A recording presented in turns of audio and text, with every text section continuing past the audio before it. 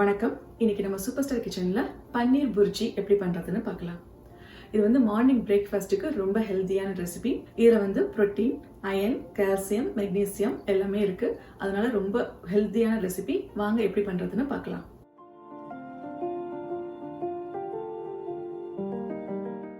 பன்னீர் புர்ஜி பண்றதுக்கு ஒரு கடாயில 2 டேபிள் ஸ்பூன் எண்ணெயை ஊற்றி மீடியம் ஃப்ளேம்ல சூடு பண்ணணும்.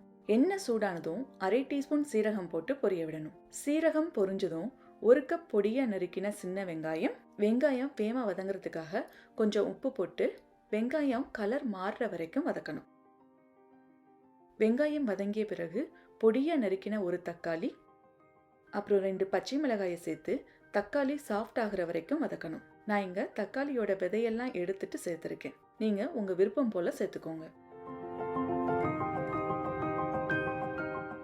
தக்காளி வதங்கிய பிறகு 2 பவுல் பொடியா நறுக்கின கீரையை சேர்த்து வதக்கணும். இதுல நீங்க எந்த கீரை வேணா எடுத்துக்கலாம்.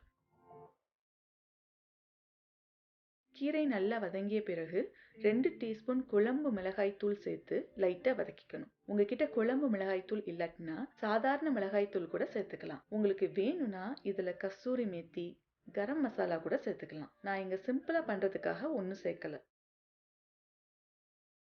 அப்புறம் அதில் 400 கிராம் துருவின பன்னீரை சேர்த்து ஒரு 5 நிமிஷத்துக்கு வதக்கிக்கணும். உப்பு பத்தாட்டினா கொஞ்சம் உப்பு சேர்த்து வதக்கிக்கோங்க.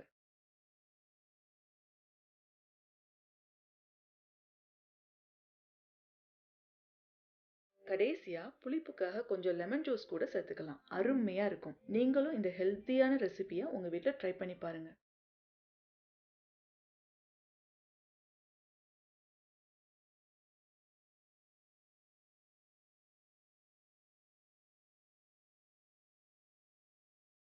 நீங்களும் இந்த ரெசிபியை உங்க வீட்டில் ட்ரை பண்ணி பாருங்க.